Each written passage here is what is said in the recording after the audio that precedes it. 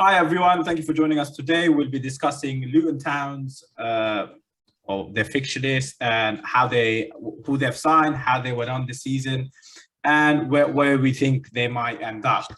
With us today, we have David, Adi, and joining us new today, Ian from We Are Luton Town. I'll go to you, Ian, first. What did you make of the start of the season for Luton Town?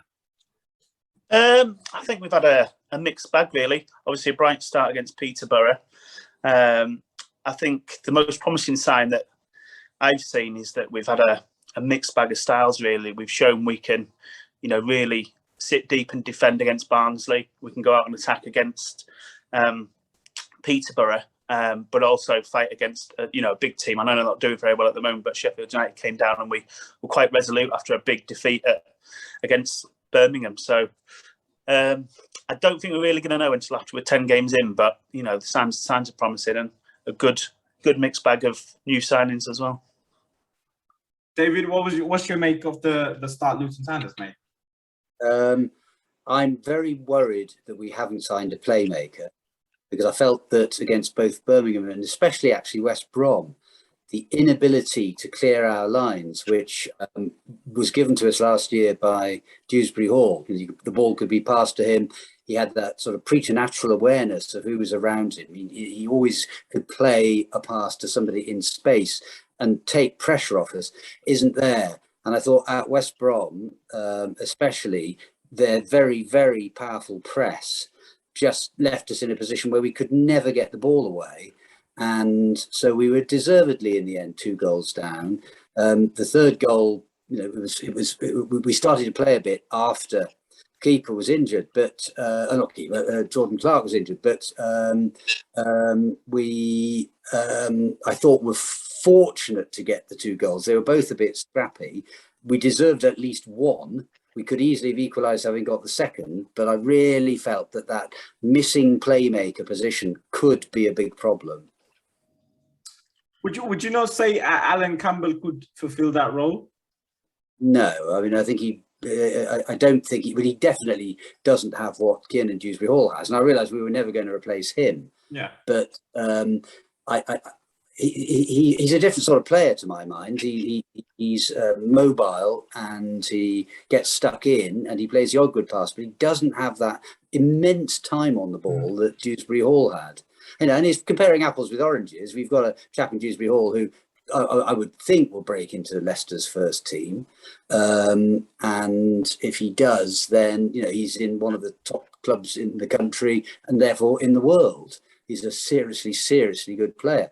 But the absence of him, it seems to me, gives us a big problem. Alternatively, though, we can hoof it upfield, which we've done on a number of occasions, and we couldn't do last season. We have pace and mobility up front. So there are compensations, but I just feel we're going to be, if the teams press us, we're in difficulties. Adi, would you agree with that? Do you think Luton Town have what it takes, or still that's the missing piece? I definitely agree with both the sentiments that it has been a mixed bag in terms of performance and results.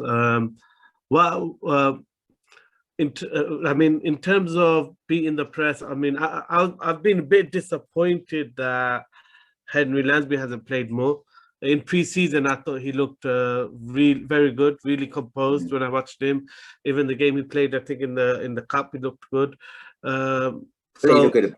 So I think a lot of those problems in terms of playing out from the midfield into the forward can get solved if once Henry Lansbury is in the team a bit more.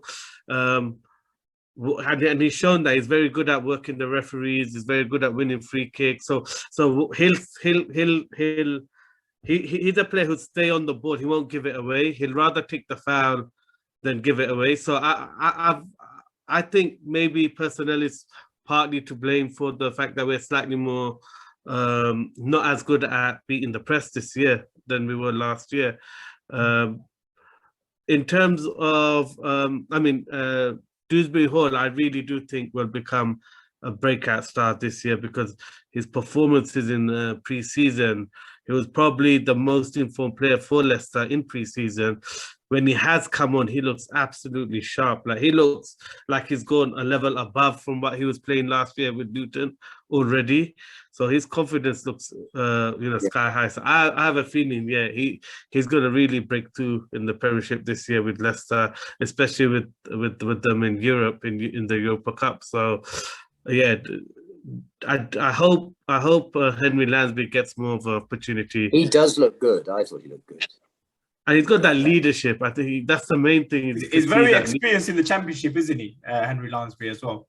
Has he got an injury issue though? I mean, is he prone to, I didn't actually look that up. I mean, I think it's more of a factor how many minutes he can play per game, a bit like Loire more than an injury type thing, and using him a bit more like Loire than I think bringing him on when we did, in Barnsley.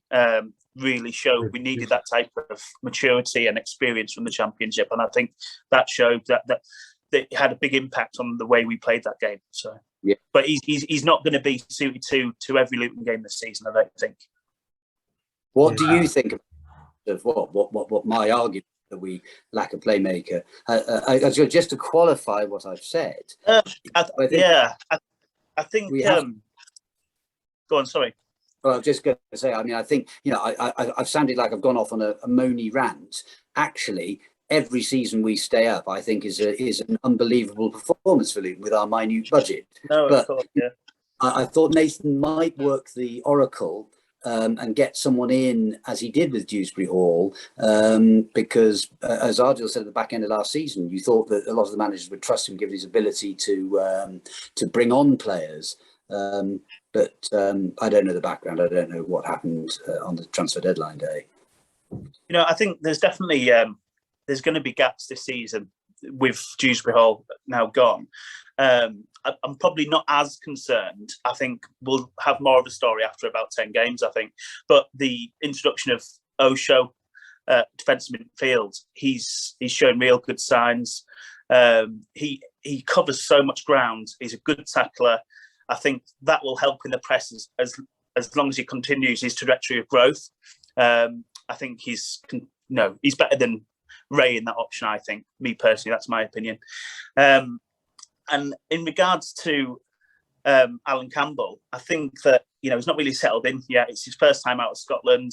Again, I think we're going to be looking 15 games with him. I think if he's alongside Naismith, both Glaswegians, I think the sooner he can kind of settling down, the better for us, really. Obviously, it comes with very good reports, and I don't think we're yet to see that. We've seen it in little patches, but we haven't seen anything consistent or anything to kind of make a report about, if you like. I'll tell you which transfer has really been good is Wanyandi. I can't pronounce his name. Wanyadina. Fred, yeah. Oh yeah. I mean, he's been very impressive since he's come on to us. I mean, he's really kicked on, 2 goals, 1 assist. What do you make of him, Ian? I think we've seen more from him than we have Mendes Gomez, simply because he's had the experience already with Wickham last year. I think, obviously, against Peterborough, he just kept going, and I haven't seen that at Luton for a while now. He just kept going and going and going, and he never stopped, and he made them, them goals really in that game. I think we're going to see a lot from him this year, as long as he gets the space to be able to do it.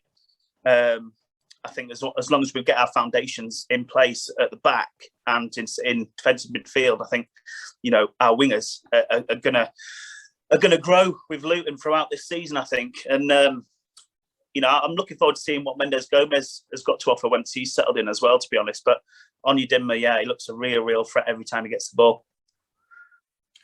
And David, what did you make of the signing of Cameron Jerome? I mean, very experienced striker. Brilliant when he's played. I thought when he came on against Birmingham, he was transformatory. I mean, I think Adebayo is a great player, but he is still learning. And Cameron Jerome, you could see the impact of all those years of experience. He was winning everything. He was making space. He's bloody quick. I know he can't play all game every game, but he's an absolutely fantastic chap to have there. Onyedinma, going back to him, my one concern about Onyedinma is he is entirely dependent on the quality of service. And if midfield isn't functioning as well as it might, he doesn't get to do much. And against Birmingham, he was more or less invisible because he just wasn't getting any service. Yeah, I think he got taken off at half time. Yeah, he did.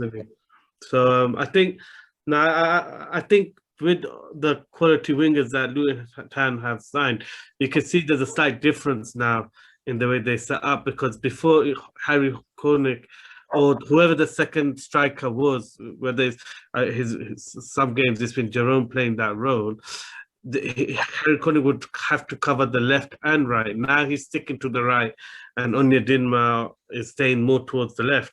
So I think that's changed the dynamics of the team, because we've got now effectively three attacking players staying up the pitch more rather than the two, and Harry Cornick kind of working both flanks. So yeah, definitely the dynamics has changed a bit, and maybe like Ian said, we won't really see Luton firing on all cylinders until maybe another 5-6 games, because of the amount of changes and the pace. And the pace has made us definitely play a lot more direct than we were last year.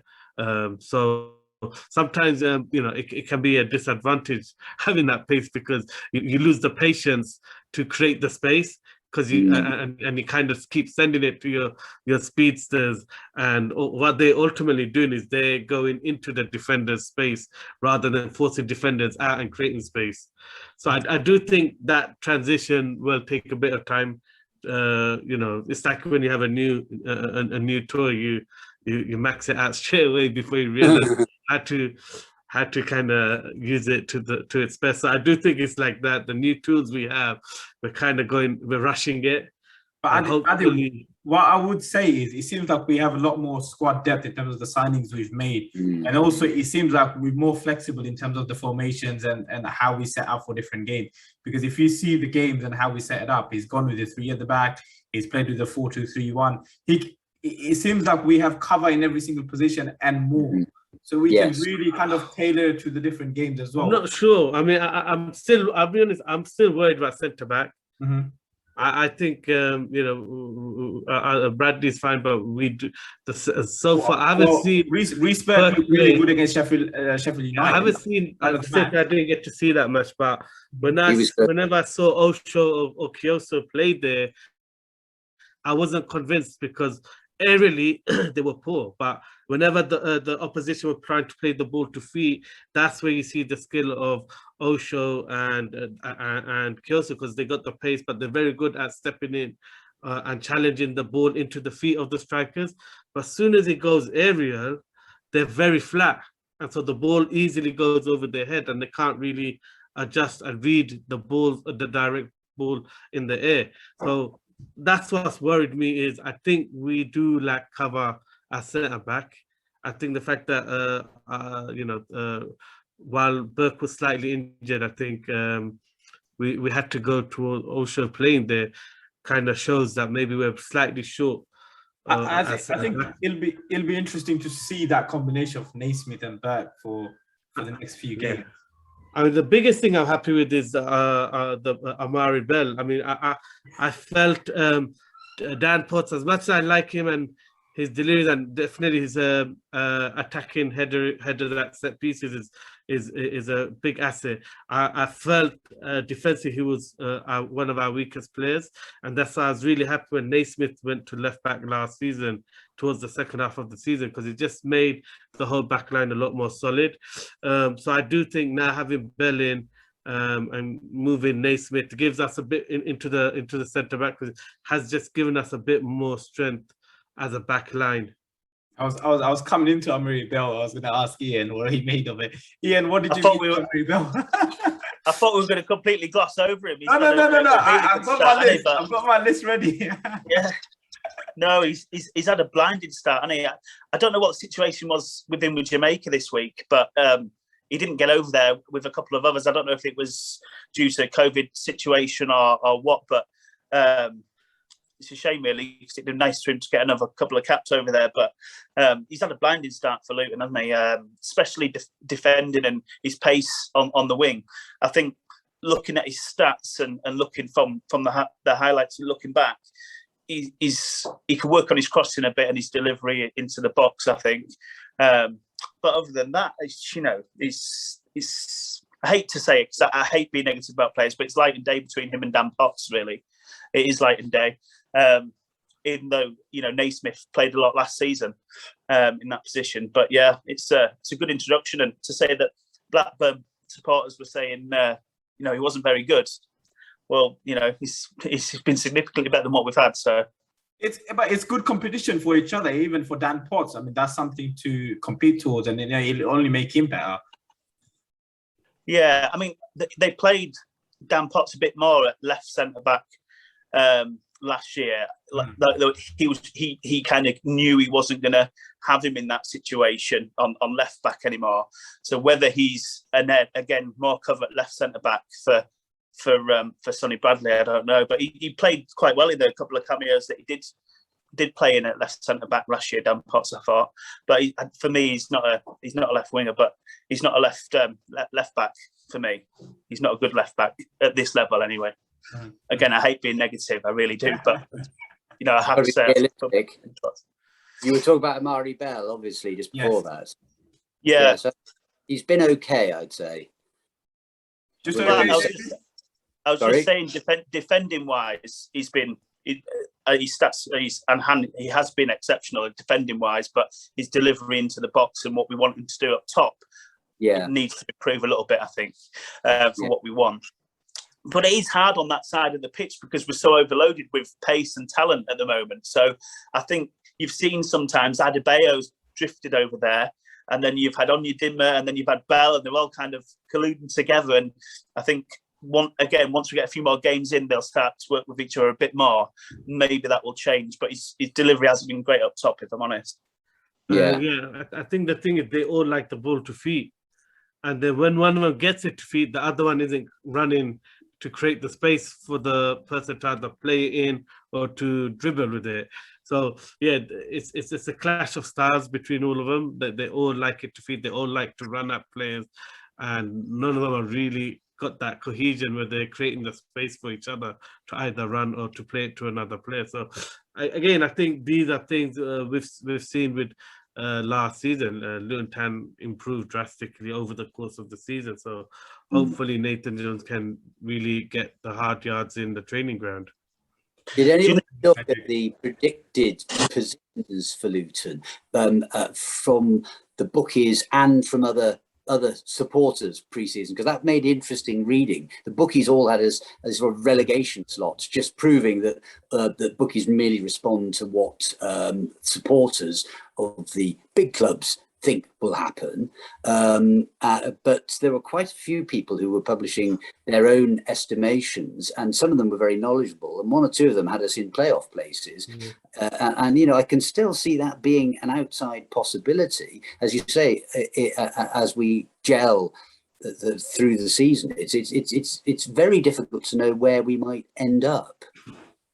There's so many different factors to that, and if we can get there, whether it be injuries or anything else, sending offs, or if we have a break and play because of COVID, anything could happen. But we've definitely got a chance. There's a chance there for us to take.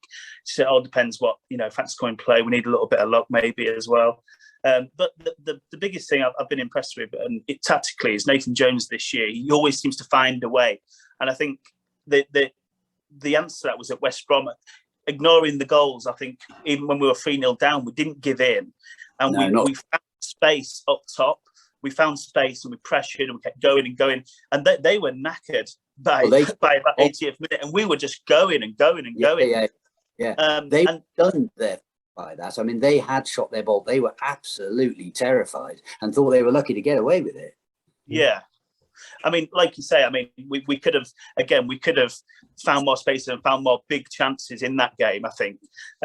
Some of the goals were relatively lucky, but it's because of the pressure that we made. And I just think tactically, we always kind of find a way to score so early at Barnsley and then shut up shop against Barnsley. All due respect to them, they're a good team, really, in this division. They were a very good team last year. And they've showed that again after we've played them, that they are a good team. So we always kind of find a way into a game, and I think that's only going to show with the growth throughout this year. But I think when Luton do, sorry, David. I think when Luton do press, I think we have one of the best pressing in terms of the team and the fitness. because a lot of the goals we do get is from that press. And I think the way Nathan John has sorted that, I think he's done an amazing job, because that press works every single time we do it. Well, we are really fit. I mean, you just said it in part, but I mean, it is a real feature of our game that we wear teams down because of our fitness. It isn't a case of, you know, little Luton run out of steam, which some away supporters or, you know, opposition supporters sometimes say. It's the exact reverse, that we just get better as the game goes on very often. Yeah, we did it in times last year, like against Sheffield Wednesday, when we came back to win the game. So tactically, he's always had it in him. But, you know, the main reason of him changing to more athletic style this year, that's shown in the recruitment, is to be able to do what we're doing there. And that's only going to get better with time. I mean, we've recruited a lot of 8 players this year. We can't expect them to gel straight away. So we are going to have holes appear. We just got to be patient. And, you know, the early signs are we've seen some very good performances, but not all of the game. In half of the game. So, you know, the signs are bright. If we look at our squad, I saw someone tweet the other day the when we played the Reading game, when we lost 5-0, and the team sheet we had out there in a championship game, and we survived that year. And we look at our team now compared to them, it's drastically different and so much more quality. And with a quality manager, I think, you know, the only way is up, really. It's just about being patient. I'm not saying we'll get promoted this year, but we'll certainly be in the upper side of the table. Another factor that maybe hasn't helped in terms of the cohesion of the team is I read in the first international break that Luton Town has the most players away playing for international teams out of any team in the championship. That's a lot. That's a lot of first team players not getting training time with the rest of the squad, because we've got so many players away. So that's another big change from previous years, where maybe the international break only 2 or 3 or 4 or 5 would leave. Now it's, I think the last time it was like 11 or 12 players leaving on international duty that are all from Luton squad. So I think that's another thing as well that just needs factoring, might slow down the cohesion and the transition period that we're expecting. But it's something we have to just accept. The profile and the signing of players that we're getting, they are international class now, and it's exciting. The other thing that I think is really important to factor in is, in my opinion at least, when we played Birmingham, we were playing a very good team, unexpectedly so. They've got that Man United loan player who's absolutely electric, and we couldn't get near him. And they're number 6. I can't remember who it was. Sorry? Tai Chong is his name, yeah. Well, that's number 6.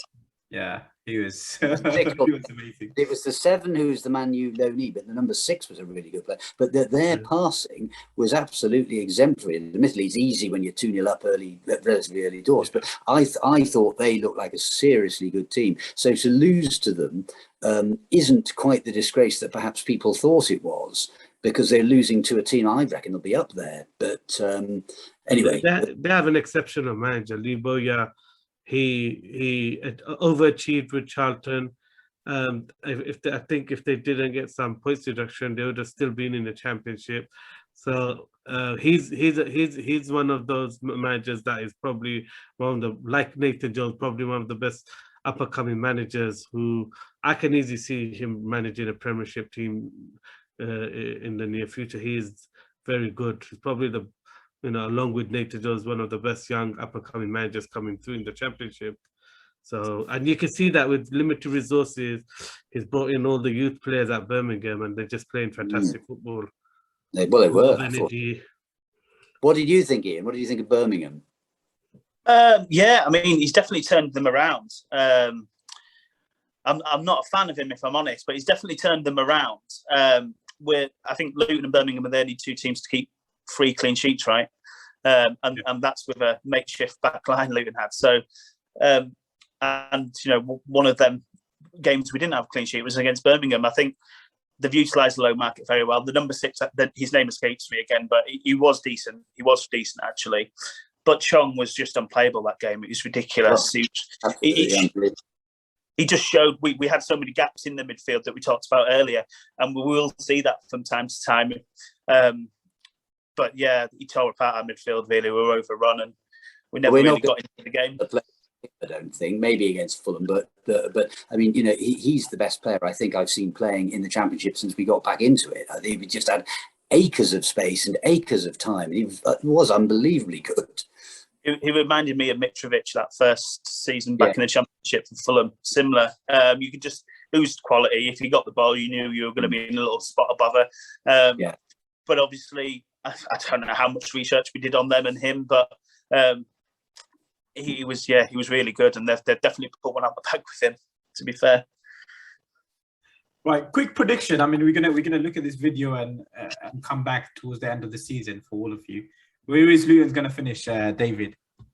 Oof. I am never ever optimistic. I do this pundits league, or did it last season with the Apollo games, and I predicted defeat in every single game because I don't like tempting fate. So I can't possibly say on that basis it'll be top half. All right, I can't publicly say. I might have thoughts in my head, but I can't say it.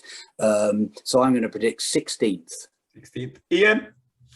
I'll be consistent with what I've said previously. I think 10th, 9th, 10th, in between them two gaps. I don't think we've quite got it for playoffs yet, but I think 9th or 10th, and I think we'll kick on next season. There's too much gelling that's going to take this year, but you know, the league itself doesn't scare me. I don't think, and not as much as it did the first season we were back in it. I think we'll do relatively well. Yeah, there is, and I think we can make our stamp on the league this year. But I think playoffs is a little bit too much. But 9th, I say 9th. I'll go with. Adil? Yeah, I was actually going to say 10th too, but I think it's between 10th, 11th, and 12th, slightly more towards the just making the top half.